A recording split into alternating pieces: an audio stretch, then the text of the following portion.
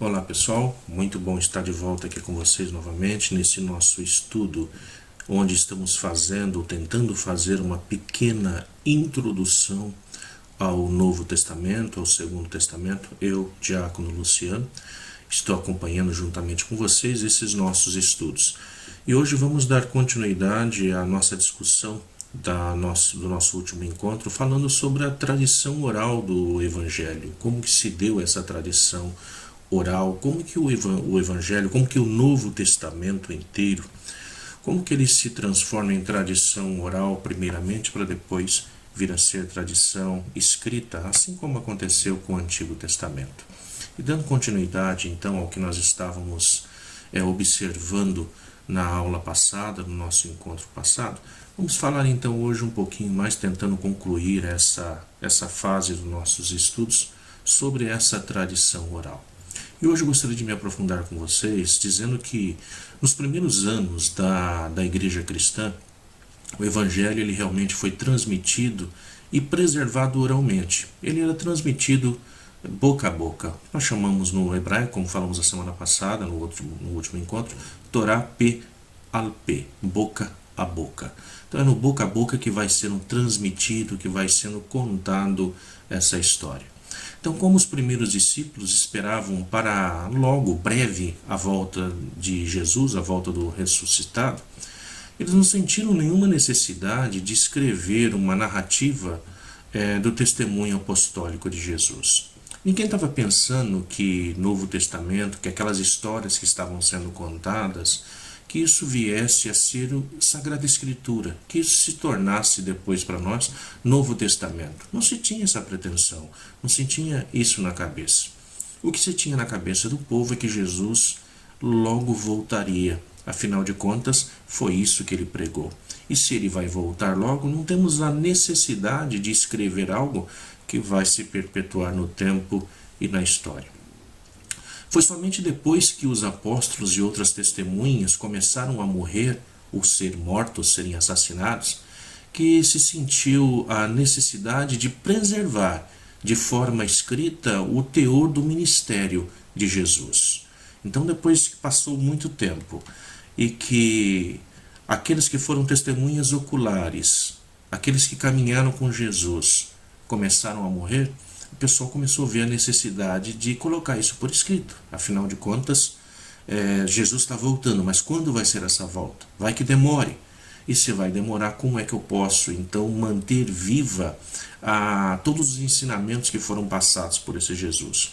Surge aí, portanto, a necessidade de colocar por escrito, de começar a se escrever aquilo que nós vamos depois vir a chamar de Novo Testamento. Então foi durante esse período que surgiu o que é denominado, o que nós chamamos de tradição oral do Evangelho, onde esses evangelhos, toda essa tradição oral, ela passa agora a ser escrita. E muitas pessoas começam a escrever. Então nós não vamos ter uma só visão, nós não vamos ter uma só história fidedigna sobre Jesus. Mas nós vamos ter várias interpretações a respeito de Jesus.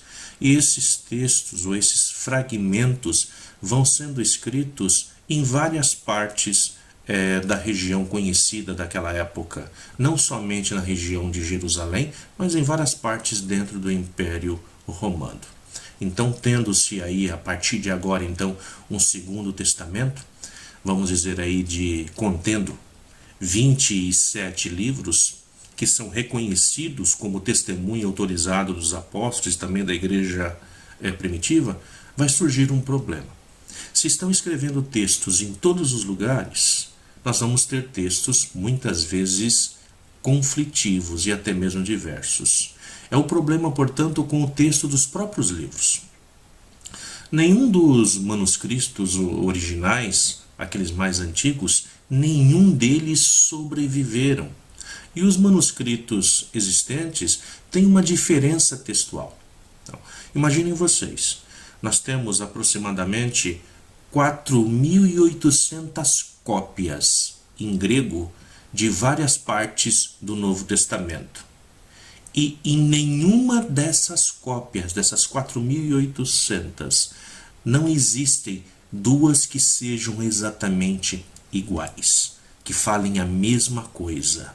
Ou seja, nós vamos ter uma pequena diferença ou grandes diferenças. O mais antigo manuscrito é uma porção do Evangelho de João. Quando eu digo uma porção, eu estou dizendo uma pequena passagem, um fragmento do Evangelho de João.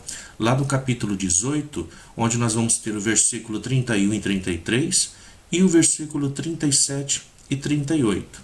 Esses que foram escritos durante o primeiro quarto do segundo século. Ele leva o nome de Hilandes Papyrus e é do ano de 457.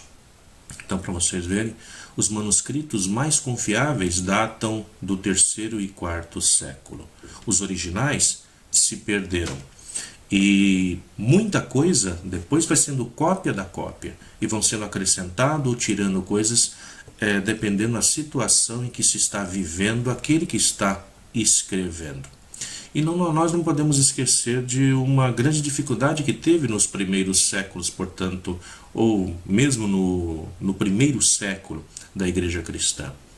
Nós temos essa perseguição aos apóstolos de Jesus, a todos aqueles que foram testemunhas oculares, aqueles que caminharam com Jesus. E esses que eram os responsáveis pela tradição oral, de dizer ao povo, de contar a história ao povo, de transmitir tudo aquilo que havia acontecido, de acordo com o relato de cada um deles, esses acabam morrendo, vão sendo mortos, como nós falamos há pouco. Não podemos esquecer que isso passou a acontecer a partir do ano 64 de uma forma, vamos dizer, descontrolada. O que acontece em 64? Nós vamos ter um incêndio que destruiu a metade da cidade de Roma. Os historiadores romanos daquela época, eles estavam certos de que quem havia colocado fogo em Roma era o imperador Nero, o imperador romano Nero.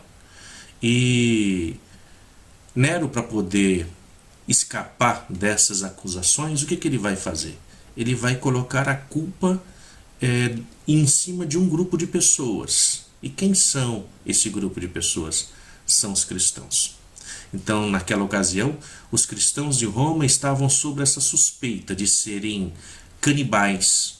Por que canibais? Porque o que é que nós fazemos até hoje? Nós dizemos que comemos a ceia do Senhor. Então, lá no próprio Evangelho, nós vamos ver Jesus dizendo: aquele que não comer do meu corpo, não beber do meu sangue, não terá parte comigo. Então, pairava sobre os cristãos essa questão de serem canibais, porque comem a ceia do Senhor, comem a carne do Senhor. Uma outra acusação que pairava sobre eles era a acusação de que eles seriam pessoas imorais, porque gostavam de festas. O nosso domingo é sempre a festa onde nós nos encontramos com o Senhor, né? E também uma outra acusação de que eles eram contra a comunidade, só eram leais ao Senhor Jesus Cristo. Isso pelo fato de que aqueles que são cristãos já não podem ir para a guerra, esses que já são cristãos não podem oferecer culto ao imperador como sendo Deus. Então, por conta de todas essas acusações, Nero vai atribuir aos cristãos a culpa de ter tacado fogo, ateado fogo em Roma, dessa forma se livrando das acusações de algo que ele mesmo havia feito. Então, os cristãos eram o grupo perfeito para ser culpado. O historiador romano Tácito, que vai escrever nos seus anais, lá no livro 15, ele escreveu que Nero fez dos cristãos o bode expiatório, acusando-os de incendiar Roma, de um incêndio culposo. E aí o que vai acontecer? A ira de toda a humanidade, a ira de todo o povo vai recair contra os cristãos naquela época. E o que passa a se acontecer então? Manda-se prender esses grupos, prender esses cristãos. E a partir de então, o Coliseu em Roma ecoa com um grito frenético de mais de 60 mil pessoas, exultando no martírio dos cristãos. Porque ali os cristãos eram lançados no Coliseu e se abria as portas para que os leões pudessem atacá-los. E fazendo isso, ele oferecia ao povo, que também já estava dilacerado, porque suas casas haviam sido queimadas, a metade havia sido perdida, oferecia a esse povo que nós chamamos de o circo, com pão e água. Dá a eles o pão e água para que eles possam, dessa forma, juntamente com a diversão do Coliseu, esquecerem um pouco de Nero. E dessa forma ele passaria aí despercebido da ira do povo, essa ira sendo lançada, portanto, aos cristãos. As vias públicas testemunharam um horrível espetáculo de crucificações e piras funerais. Os cristãos passaram a ser crucificados nas ruas. O povo romano, ele fica conhecido no período da Pax Romana exatamente por terem criado um grande sistema de estradas. Então, nessas estradas, já chegando nas cidades, passam a ser crucificados os cristãos no meio da rua. Grandes piras funerárias estavam ali, as pessoas poderiam ver, poderiam presenciar como que eles estavam sendo queimados. Uns foram rasgados em pedaços por cães selvagens, outros crucificados e ainda assim outros queimados vivos.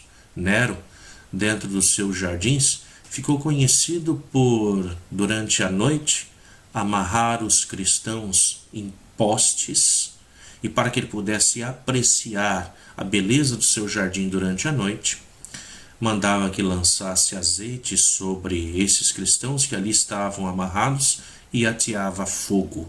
E dessa forma ele poderia ver iluminado o seu jardim, enquanto os cristãos ali agonizavam e gritavam de dor enquanto estavam sendo queimados vivos. Então tudo isso vai fazer agora com que esses cristãos passem a colocar por escrito o que vai ser o nosso Novo Testamento, o Segundo Testamento. Então, passando a primeira geração de cristãos, houve essa necessidade da narração se tornar algo escrito, da história do Evangelho, da pregação, das testemunhas mais antigas. Nós vamos vendo que os apóstolos vão morrendo e com isso vai pairando essa grande dificuldade, essa nuvem negra na cabeça das pessoas. O que vai ser agora? Como que vai ficar essa história? Tiago, o irmão de Jesus e o líder do cristianismo judaico lá em Jerusalém, ele foi martirizado ali por volta do ano 62.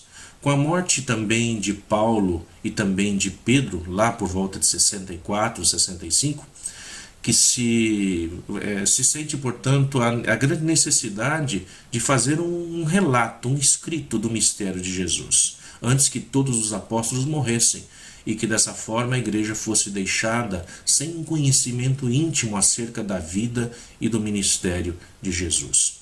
Então tudo isso vai fazendo com que a tradição oral tenha que ser transformada em tradição escrita, para poder se preservar isso.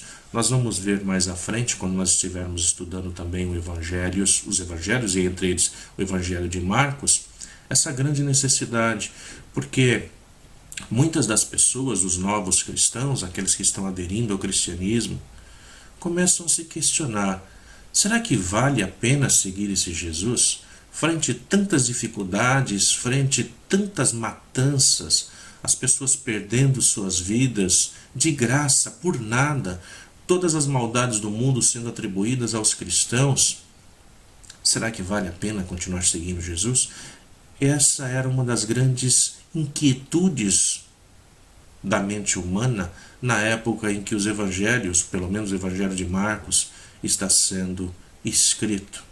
E aí o evangelista vai escrever exatamente para dizer: vale a pena sim. Porque mesmo com todos esses sofrimentos, Deus caminha conosco e Deus nos dá uma nova chance, uma chance de vida eterna. E para que nós possamos compreender isso melhor, se faz necessário que nós também possamos nos aprofundar sobre a pessoa de Jesus. Porque para compreendermos aquilo que Jesus disse, para compreendermos aquilo que hoje chega até as nossas mãos, já não como tradição oral, mas que chega às nossas mãos como tradição escrita, nós precisamos nos aprofundar na pessoa de Jesus. Quem foi esse Jesus? Quem é esse homem? Qual a cultura em que ele nasce? No que ele acreditava? Quais que eram seus princípios? Para que nós possamos, a partir daí, visto que não temos mais a tradição oral, que iria nos explicar e nos tirar as dúvidas, mas temos só a tradição escrita, só a Bíblia, o Novo Testamento agora por escrito, aquilo que chegou até as nossas mãos hoje, como que Jesus é apresentado dentro do Novo Testamento? Como que ele é apresentado sendo aquele que está cumprindo as Escrituras? E é exatamente sobre isso que nós vamos falar no nosso próximo encontro. A pessoa de Jesus Cristo. Hoje ficamos por aqui. Nos vemos nesse próximo encontro, onde começaremos a nos aprofundar quem é Jesus. Até lá, fiquem com Deus.